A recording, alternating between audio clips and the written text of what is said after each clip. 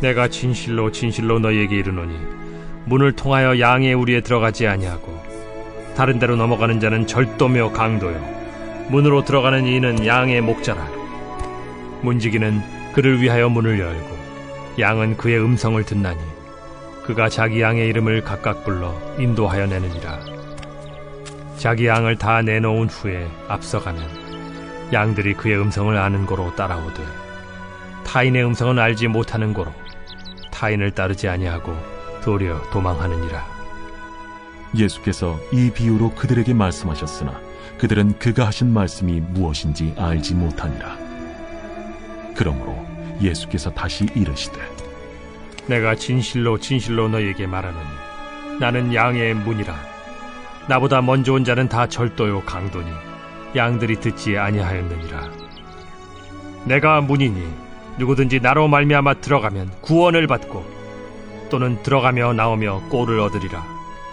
도둑이 오는 것은 도둑질하고 죽이고 멸망시키려는 것뿐이요 내가 온 것은 양으로 생명을 얻게 하고 더 풍성히 얻게 하려는 것이라. 안녕하십니까. 3월 27일 금요일 말씀 묵상 시작하겠습니다. 요한복음 10장 1절부터 10절까지 말씀 함께 읽었죠.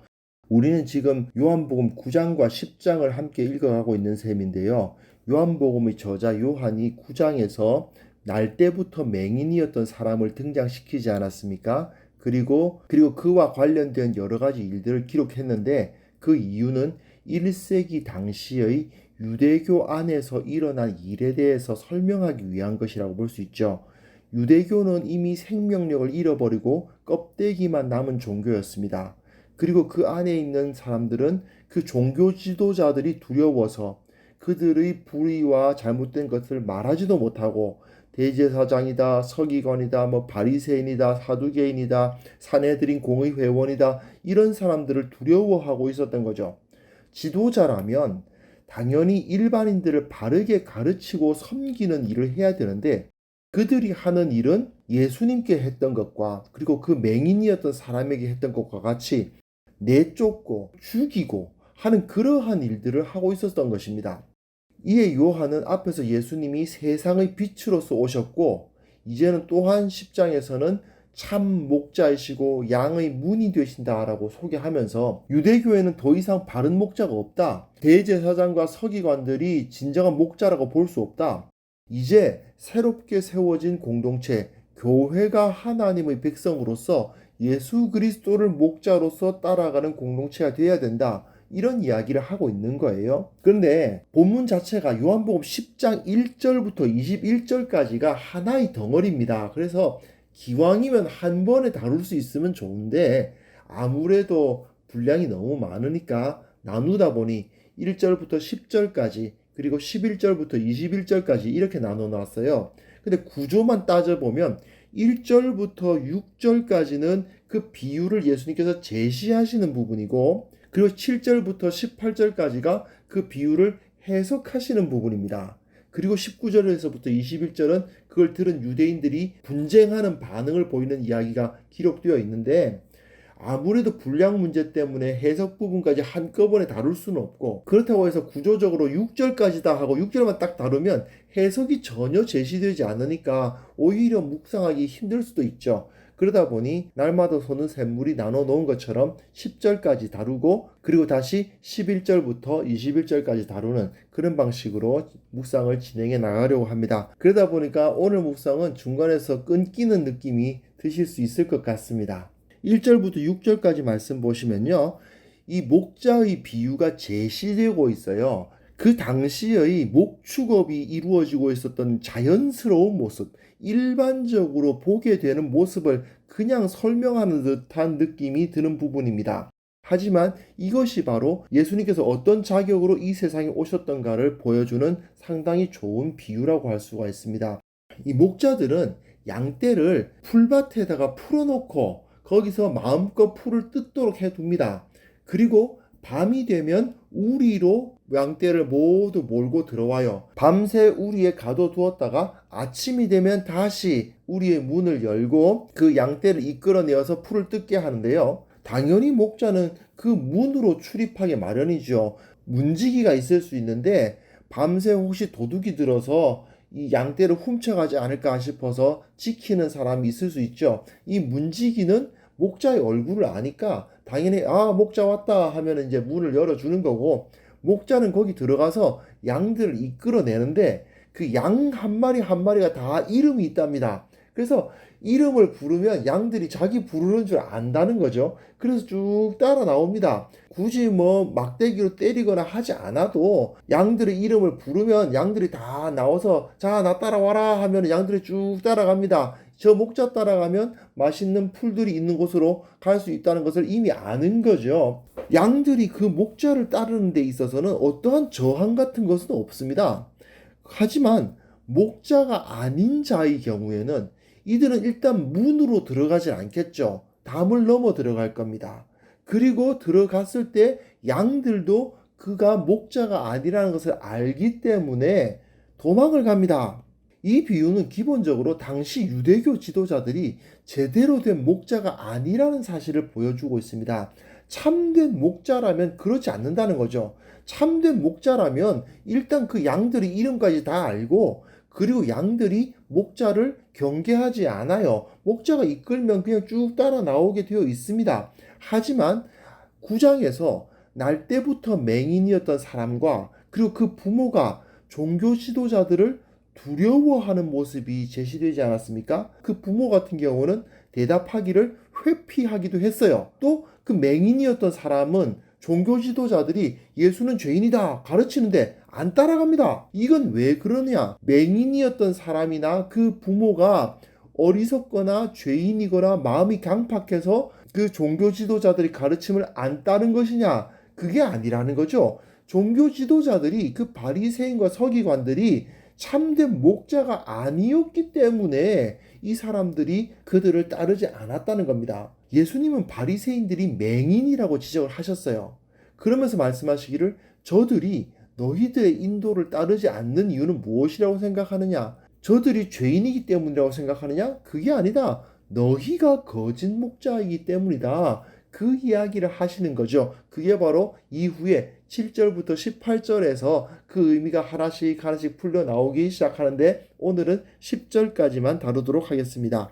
7절부터 10절까지 보시면요, 예수님이 자신을 일단은 양의 문이라고 소개하시는 부분을 볼 수 있습니다. 이 문으로 드나들어야지 다른 길로 드나드는 것은 다 거짓된 것이다. 문으로 드나드는 자가 참된 목자고 그렇지 않은 자는 절도요 강도다라고 가르치고 계시는 거죠. 자, 예수님은 우선 자신을 목자라고 소개하시기 전에 문이라고 소개를 하십니다. 예수님을 통해서 양에게 가지 않는 자들은 모두 절도요 강도일 수밖에 없다는 겁니다. 예수님의 모습으로, 예수님께서 보여주신 방법으로 양떼들에게 접근하지 않고 다른 방법을 사용한다면 그들은 모두 절도와 강도이지 참 목자일 수 없습니다.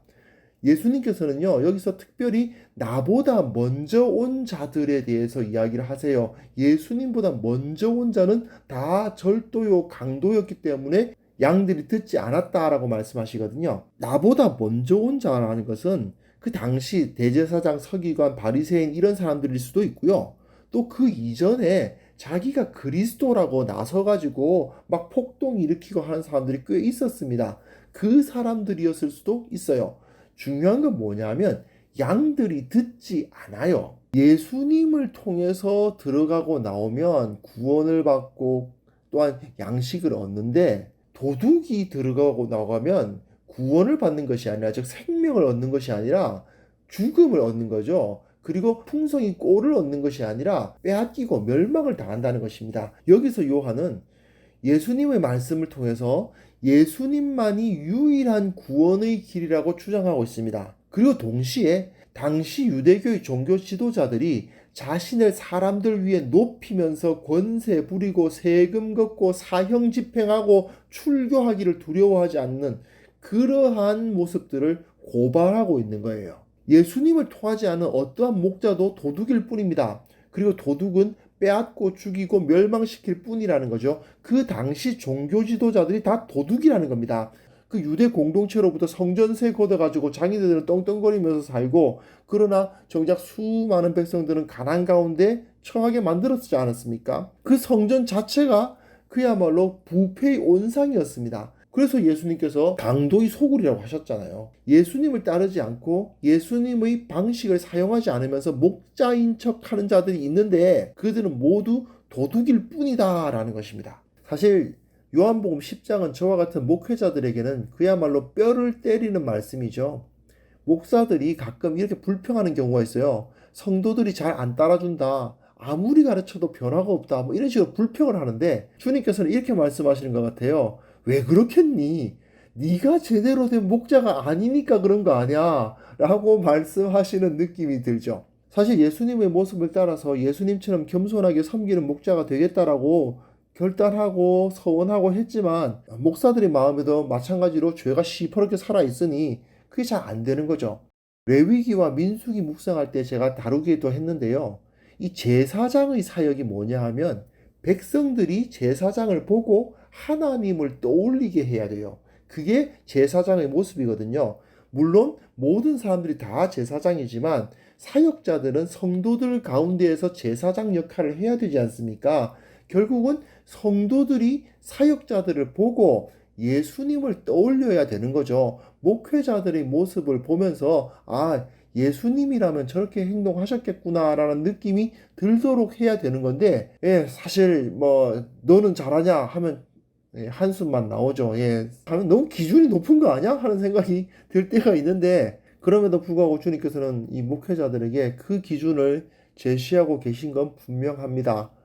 주님의 모습을 떠올리게 하는 사람, 그게 바로 목회자고 사역자인 거죠. 그런데 이것이요, 목회자들에게만 적용될 본문이냐? 그건 또 아닙니다. 모든 그리스도인들은 세상 사람들로 하여금 예수님을 떠올리게 하는 사람으로서 살아가도록 부르심을 받았습니다. 즉 우리가 목회자건 평신도건 간에 양의 문이 되신 예수님을 통해서 드나들어야 돼요. 예수님의 모습을 따라서 예수님께서 제시하신 그 길로 다녀야 된다, 그 말이에요. 이 세상에서 우리가 전도가 잘 안 된다, 사람들이 교회에 대해서 나쁜 선입견을 갖고 있다, 이런 느낌을 받게 되는 이유가 뭐겠느냐? 물론 그들이 악해서일 수도 있죠. 하지만 그보다 더 중요한 문제가 있죠. 바로 우리가 예수님을 세상 가운데 제대로 나타내지 못했기 때문이 아닌가 생각됩니다. 교회당 건물은 눈에 보이는데 그 건물을 통해서 예수님이 보이진 않는 거예요. 수많은 예수 믿는다는 사람들은 있는데 그 사람들의 모습 가운데에서 예수님이 안 보이니까, 그러니까 그들이 나쁜 편견을 가지고 복음을 전해도 잘 들으려고 하지 않는 일들이 벌어지지 않겠습니까? 우리가 목자 노릇을 잘못했기 때문인 거죠. 우리는 이제 양의 문이 되신 주님을 통해서 드나들어야 합니다. 우리는 도둑이어서는 안 됩니다. 그들로부터 무언가를 얻으려고 하는 것이 아니라 목자로서 예수님을 닮은 자로서 다른 성도들에게 또 불신자들에게 예수님을 떠올리게 하는 삶, 내 모습을 보고 비록 부족하더라도 예수라면 저렇게 했겠구나라는 생각이 들도록 하는 삶, 그게 바로 우리 삶의 원칙이라는 거죠. 다른 이들 위해서 군림하고자 하는 생각은 버리고 예수님께서 내게 행하셨듯이 나도 주위 사람들에게 생명을 얻게 하고 더 풍성히 얻게 하는 그런 사람이 되어야 되지 않겠는가 생각합니다. 오늘 본문과 그리고 내일 본문을 통해서 주님께서 우리에게 어떤 모범을 보여주셨던가를 생각해보고 또 우리가 어떤 목자가 되고 어떤 모델이 되어야 될지 생각해보고 반성해보는 시간을 가졌으면 좋겠습니다.